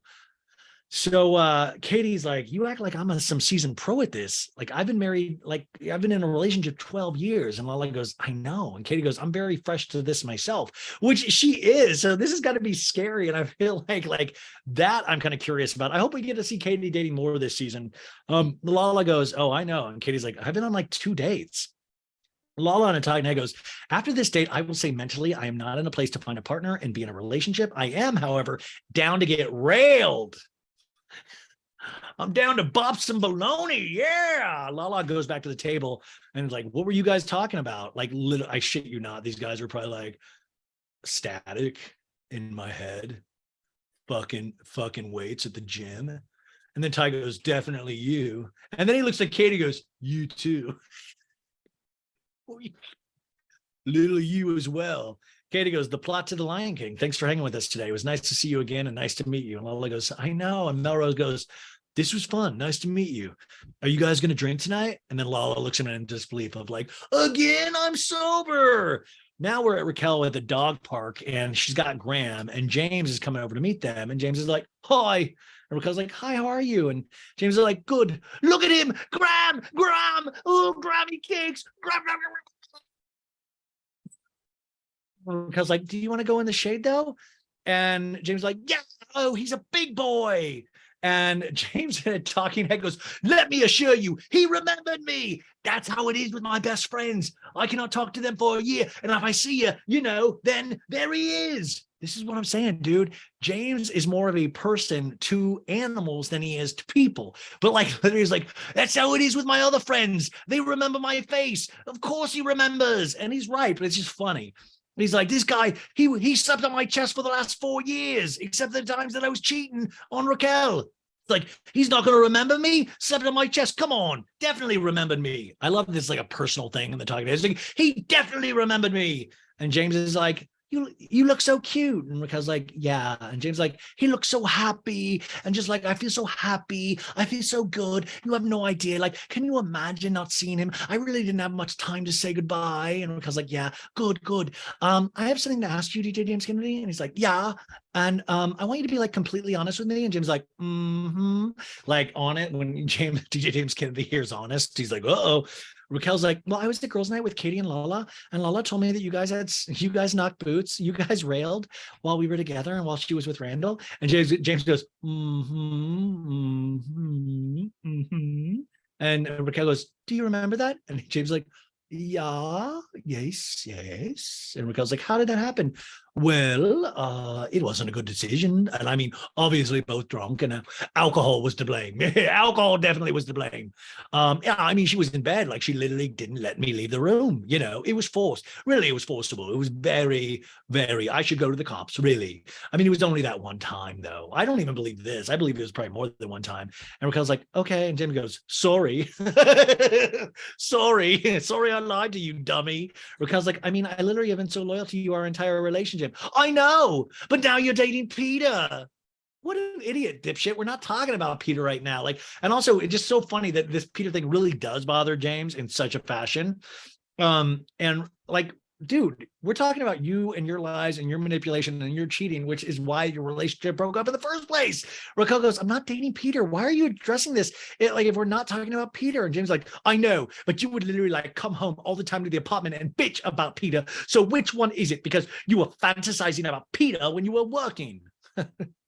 I can guarantee you she was not fantasizing about Peter. Peter was actually just a nice person to her. And Raquel goes, I don't know why you're talking about Peter. I don't know why he's consuming your mind right now. Because you're literally dating the sub manager, which is like weird. The sub manager. And Raquel's like, stop digressing the conversation. I don't think that's the right word right there, but whatever. James is like, sex with Lala like 5 years ago, literally 5 years ago. And Raquel's like, she's the one that just friggin' brought it up to me. What the hell am I supposed to do? So she's parading around like a trampy. Take it up with her. And Raquel's like, oh, no, actually, I'm going to take it up with you because our entire relationship was built on a foundation of lies. Good, Raquel, good. And James is like, yes, no, it wasn't a foundation of lies. Well, you weren't honest about that. No. Yes, that one, no, but everything else, honest. And Raquel's like, you always knew how I felt around Lala. I always felt a bit insecure, and she'd been demeaning to me. You made me feel like I had nothing to worry about. And we see these flashbacks of those moments, and we remember those moments. She literally said, like, her worst fear was this, and he did it, you guys. And James is like, yeah, I don't know what you want me to say right now. You know, honestly, I feel like I'm getting interrogated. If this is an interrogation, my God, I came to see Graham Cracker. Honestly, do you need more closure from this? Because it seems like you made your decision. You made a good one. Like, you're happy now. Because like, well, I clearly made the right decision. Good. So did I. Because I met someone that I'm truly happy with. Ali, yes, Ali. Truly happy with her. I've never felt this way before. So good thing I didn't marry you. Yeah. And Raquel laughs, goes, yeah. Fucking brutal, you guys. Now, Katie's at her apartment applying makeup, listening shenanigans, Sheena's podcast. And Sheena's like, I know that you've been going through it lately. Brock and I want to be here to support you, be here to support Katie, and we want to be your cheerleader, your wing woman, your best friend. And thank you for doing my podcast. Thank you, Sheena. Katie's phone rings. She FaceTimes with Lala, and Katie's like, hi. And she's like, Lala's like, hi, baby. What are you doing? Well, Lala's like, I'm not feeling very well. I'm not going to go tonight. And Katie's like, no. And Lala's like, I'm so congested. And, listen, probably hanging out on Agora Hills did not sound fun to Lala, but Katie kind of needed a backup here. Lala goes, how are you feeling? And she's like, not super great. Have you listened to the podcast at all? And Lala's like, no. And Katie's like, a friend wouldn't do this. A friend wouldn't bring him on a podcast when he's vulnerable like this and try to coerce him into saying shit. She needs to say the fuck out of my shit. We don't need, if she wants to be supportive over there. And Lala's like, it doesn't sit right with me that my best friend has conveyed that she doesn't feel comfortable with any of this. And then you're like, I'm going to invite Raquel over to pregame at Schwartz with me and Brock. And Katie's like, she's an evil, evil little troll. Like, Sheena, you're a shitty person. You're a shitty friend, and it's fine because karma's going to come for you, and I'll watch your world burn, and I'll smile. I will say this. Listen, Katie has always had a flair, not even for the dramatic, but the dramatic way of saying things. Like, this is like, ooh, like that's kind of poetic. Like, that's a lyric. Karma's going to come for you, and I'll watch your world burn. That's brutes. That's brutal, man. But you got to understand, you're dealing with this relationship they've been in for so long. Like, how would you not see red in the first year of divorce? You're on a show called Vanderpump Rules, where this is your worst nightmare, having to now come on the other side of this. You're trying to stay kind of friendly with Schwartz and vice versa, but then all this shit is getting put, I see all of these sides here. I see all of these sides here. I have the hardest job of all of it. I gotta get over myself. We're over at Tom and Ariana's house. And listen, Ariana, I think, is being wildly underused. But when she is used, like at the very end scene, she says something so brilliant where I'm like, she's the fucking Yoda of this show, you guys. And Ariana's like, are you excited for the show? And Sandoval's like trying on outfits. He's like, yeah. He has like a sparkle suit with black collar trim. And Ariana's like, all right, Ariana Grande. And Sandoval's like, I'm going to do an outfit change. I'm either going to start with this one or I'm going to start off with this one. And then we see all these split screens of like red sparkly suit, teal green sequin pants and jacket. Ariana's just wait. This is so funny because it's like it's a take on that where men have to sit there and watch women change into all these clothes, but it's reversed, and I love it. And Ariana's like, I don't like the green. I mean, your ripped pants. And Sandoval's like, thanks. And Ariana's like, I like those pants better. And Sandoval's wearing these red sequin bell bottoms. He's like, yeah, they're so light and they stretch. Don't I look like David Lee Roth? And he jumps kicks. And by the way, the dude is ripped. He looks great. Ariana's playing along going, oh my God, you just got air. And Sandoval's like, so are you going by yourself tonight? And Ariana's like, well, I think me and Katie might ride together. And Sandoval's like, all right. I want to point out that this is a point too. If Sandoval was a dick, he would have been like, I don't want you hanging out with Katie. But he's like, cool. Like, I thought that was progress. And Ariana goes, also, Sheena lives far away. And she's like, I'm going to come pregame at Schwartz's before Tom's show. And I was like, oh, great. Should I come? That pregame, though, they better be taking Ubers and shit, because that from Valley Village to like Agora Hills, that's like 45 minutes. I'm a parent. All of a sudden, they better make an Uber, you guys. If they're pre-gaming, they better have buddy system or something. Brock better not drink. So she tells Tom that they're going to pregame, and then she goes, and she invited Raquel, and I think it's just going to be the four of us. And I'm like, okay, you realize that's going to look like a double date? And Sandoval's like, yeah. And Ariana's like, so like, what are you doing? And they laugh. Sheena arrives at Schwartz's apartment with Brock and Raquel, and Sheena's like, the pregame is here. And Schwartz is like, thank you. You guys look hip as hell. You guys look radical, you guys. And Raquel's like, your apartment's nice. It's not that nice, you guys. And Schwartz is like, no, it isn't. I choose to live out of boxes. By the way, also like, where's your roommate, Joe? Joe's hiding in the other room right now. I kicked her out right before you guys came. Raquel goes, I feel like the place has so much potential. I would love to help you get it together. Now, this is, come on, Raquel, like, if you know Katie, like, why do you say this? There is potentially a little bit of interest here or something. Come on.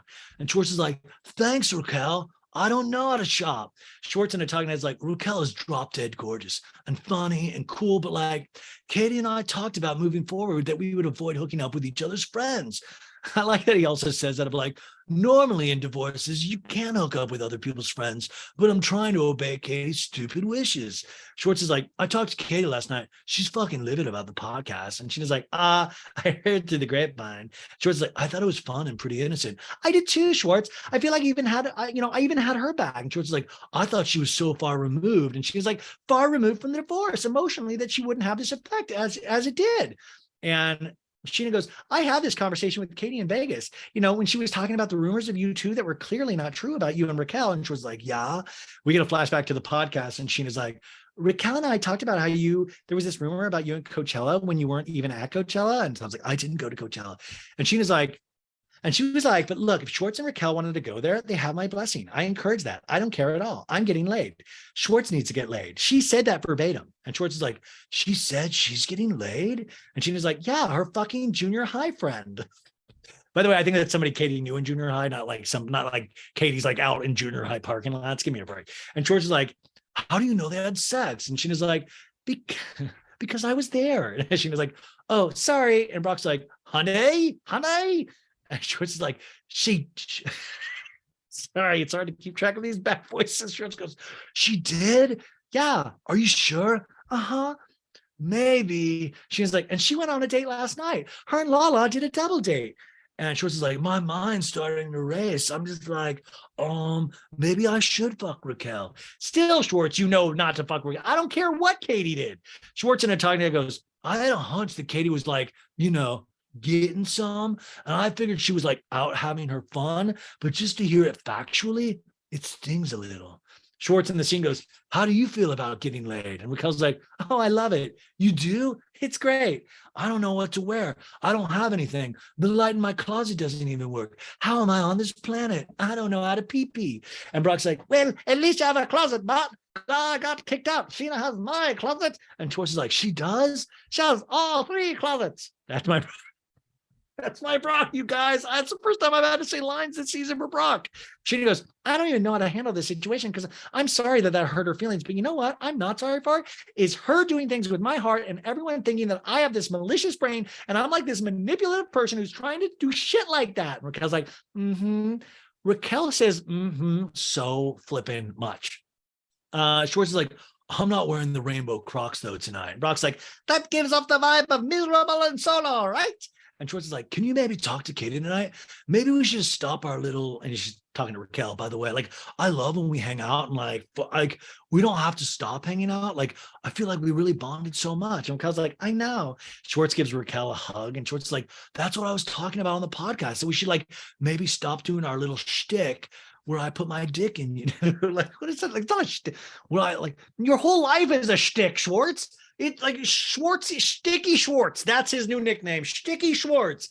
It's all shtick with you, dude.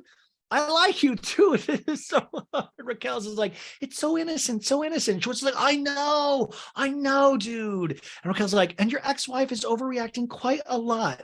And Raquel and Schwartz are gripping hands during this. And Schwartz is like, oh, don't use that word. Oh my God. And she's like, but Schwartz, when are you going to start living your life for you?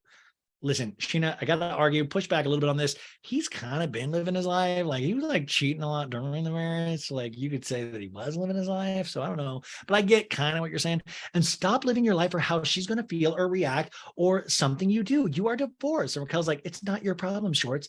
Where's the double standard? And Sheena's like, why can you not flirt? But she can. Sorry, it's like a double standard. Now we are finally off to the canyon.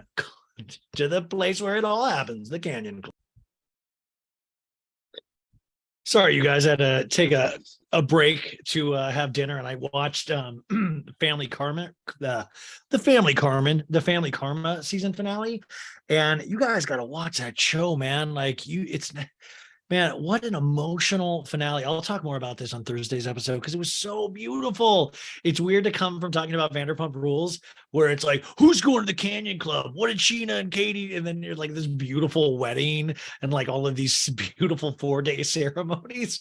And now we're back at the Canyon Club. Let's destroy lives.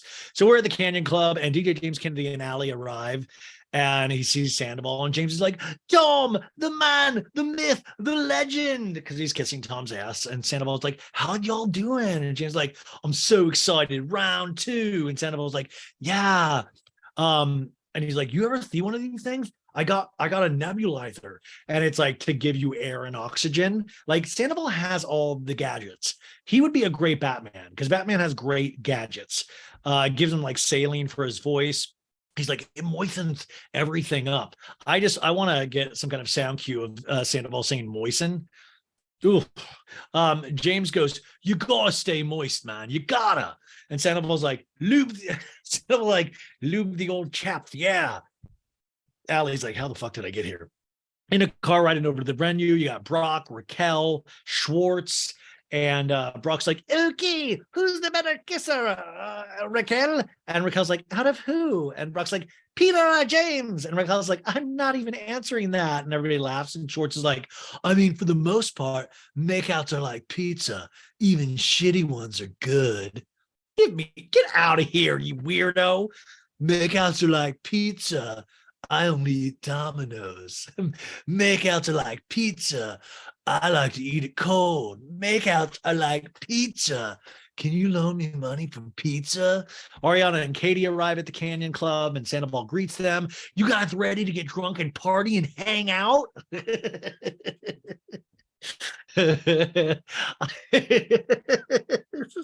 It's such a perfect blend of people being miserable and people partying and wilding out. And that's the thing about Vanderpump Rules is that you got to have these people kind of like, there's got to be, you got to have people like fight and hate each other for a season to be good. I hate to say that. I don't want it to be true, but it's true. It's just, I wish everybody was getting along, but they're not. And that makes good TVs. It's hard. Katie and I talking, it's like, I'm just ready for Sheena to say one fucking thing to me because I'm ready to drag a hoe is what I'm ready to do. Katie, you've been hanging out with Lala too. Dude, you're not ready to drag a hoe. That's not you, Katie. Come on. The car arrives and Schwartz is like, let's get fired up. The group inside are cheering with drinks. You got Daisy and Max from the Daily Mail party. They're there.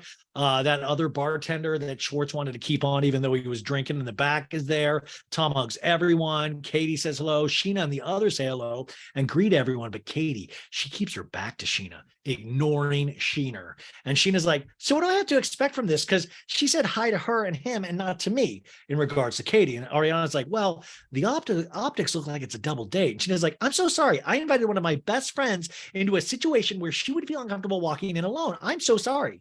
Tom stands at the bar near Katie. Sheena taps Katie on the shoulder and just decks her. And then Katie decks her. And then they both have knights and like a bow staff. And then it's just a huge cage match. No. Sheena's like, I just want you to know that I invited Raquel to come to Schwartz's. So, and Katie's like, because you wanted them to make out? Yeah, I know. I've heard all about your plan.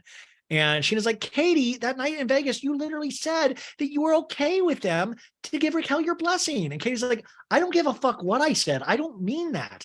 Why are you giving so much weight to what I said in Vegas months ago? By the way, you know how many stupid things I've said in Vegas?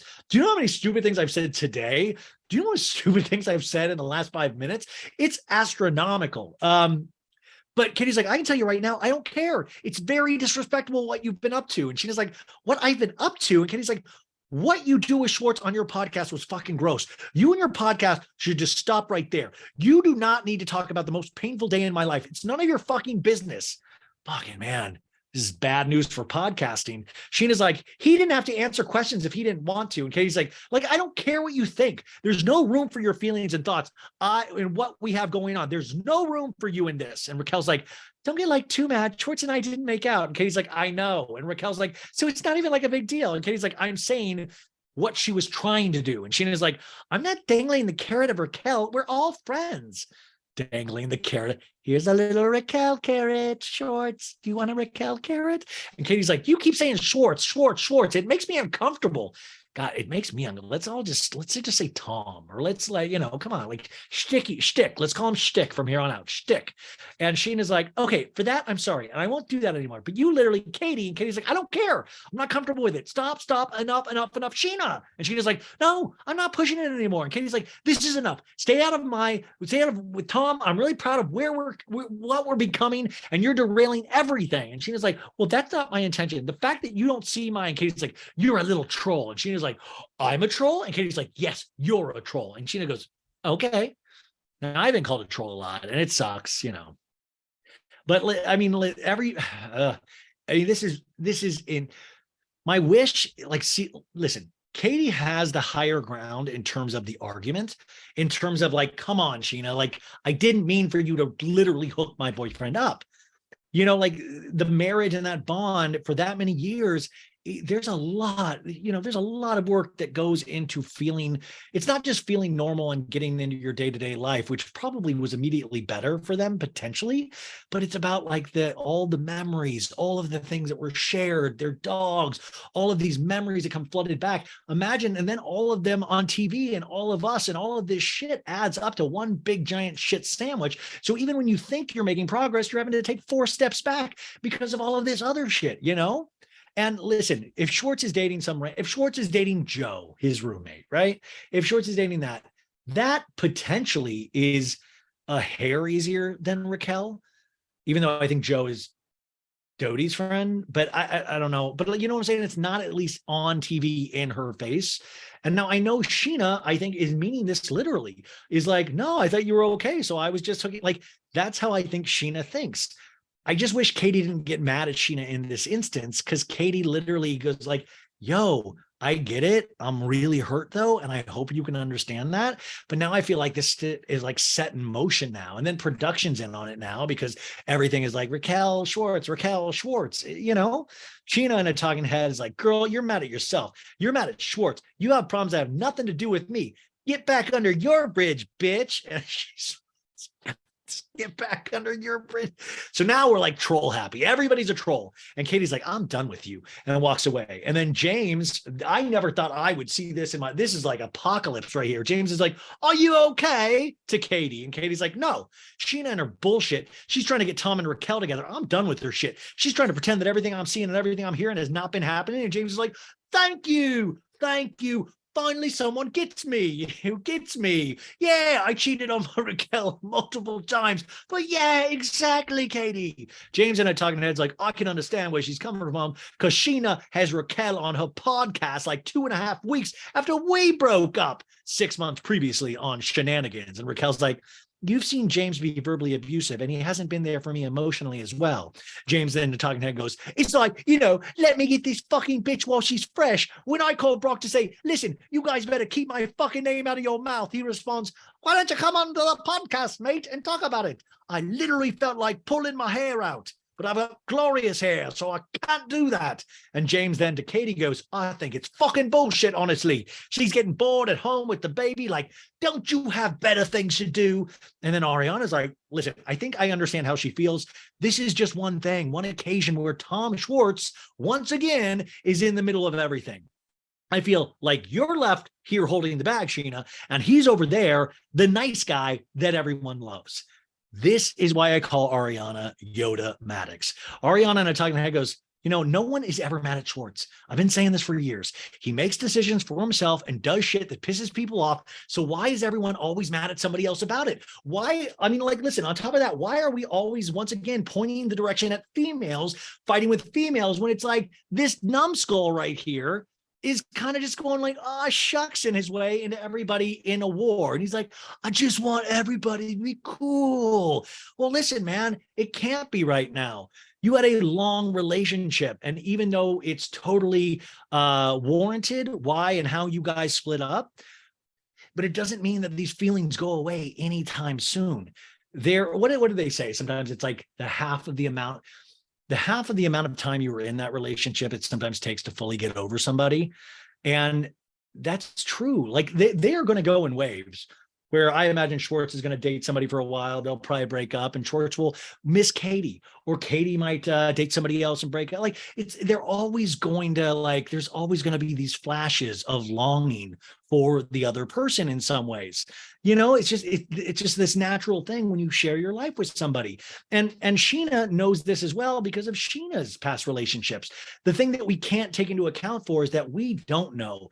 Like we know that Katie and Schwartz weren't potentially meant to be. We saw all the problems, but it doesn't mean that they didn't love each other. And it doesn't mean that what they had was not special to them. And all of those moments that we never got to see, it just means that they couldn't make it work long term, but it doesn't make it hurt any less. So anyways, Katie's like, goes up to Schwartz and Katie's like, Tom, and Tom's like, what? And Katie's like, I hate that bitch. And he's like, what? I hate that bitch. That wasn't a good conversation?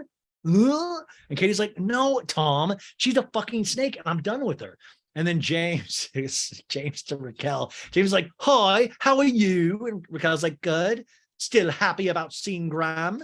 And Katie's like, taking the one conversation I had with them in Vegas. Oh, I have my high school sweetheart. I said, oh, I met up with a guy and I went to high school with last night. And Tom's like, they said you guys fucked. And Katie's like, made out, Tom, made out. Tom's like, you don't have to explain to me. And Katie's like, I shouldn't have to explain shit because I didn't throw it in your face like they are now. They're fucking assholes. That's an asshole thing to do. And Tom's like, I never touched Raquel. And Katie's like, nice friends you got there. Nice friends you got there. And Raquel's like, I'm honestly feeling a little bit drained after that conversation, DJ James Kennedy, that we had yesterday. I felt like you kept reflecting what we were talking about. And James is like, I felt drained as well. Mentally drained. I'm not trying to go into the past. That was something that happened like 5 years ago when I cheated. James in the talking head goes, it's like you're good with me 1 second, then you find out about Lala, so the ball's back in your court. Now I'm an asshole again. Raquel, no, not today, darling. Not today. What a bunch of horseshit. And James is like, sorry, like guys make mistakes, Raquel. I don't know what you want me to say. And Raquel's like, yeah. And Tom, then back to Tom's like, I don't like when you're so quick to undermine my friendships. And Katie's like, I don't think you're really losing anything with Sheena. And Tom's like, let's go get a drink and just chill out for a second. And James is like, Sheena, what's wrong? Why do you keep rolling your eyes? And Sheena's like, no, I'm just like on the outskirts. And Raquel's like, that's just how I felt. I'm just trying to be honest. Raquel walks away and James is like, you're confused. I was talking back to Tom, and Tom's like, the way she sees it, and you're trying to establish boundaries that are a double standard. And Katie's like, she's such a fucking bitch, dude. And she's inserting herself between us, and she's tearing us apart like she's doing right now. And Katie walks away, and Tom's like, Katie, which we've seen this song and dance a million times. Back to James, and James is like, this is a sacred place for Allie and I don't want to make it horrible. And Sheena's like, James. And James is like, I can say anything I want. You're the one trying to get Schwartzer. And Sheena's like, oh, God. Oh, yes, Miss Pumpkin Pie. And then James goes, pumpkin pie, sweet on the outside, but goes bad quickly with whipped cream on the top. It's hiding. He's so fucking ridiculous. Allie goes, I don't need to be in the middle of you and Raquel. And James is like, I know, I'm sorry. And Allie goes, just go handle your shit. I will say that that's a great that gives me hope for Allie. Just go handle your shit, James. And James is like, there's nothing to handle. I don't know what she needs. And Allie goes, I'm drained from this. And James goes, you want to go backstage to the Canyon Club, our magical place? Folks, that is the end of this episode. What a long form podcast, you guys. You got to with these, man. You got to. Vanderpump Rules. We're going to go back to this week's episode on this Friday. So I'll be excited to get back to that normal schedule. Sorry if I had you waiting for a couple of days. I had a bunch of messages, which is really nice. Thank you so much. And then make sure you tune in on Wednesday for some more Vanderpump Rules, a surprise I think you're going to dig. Yeah, so thank you guys for everything. Please leave a positive review on Apple Podcasts and Spotify. Go join on the Patreon. There is so much going on, and I will talk to you bright and early on Wednesday, and I'm excited for you to hear that episode as well. Okay, bye.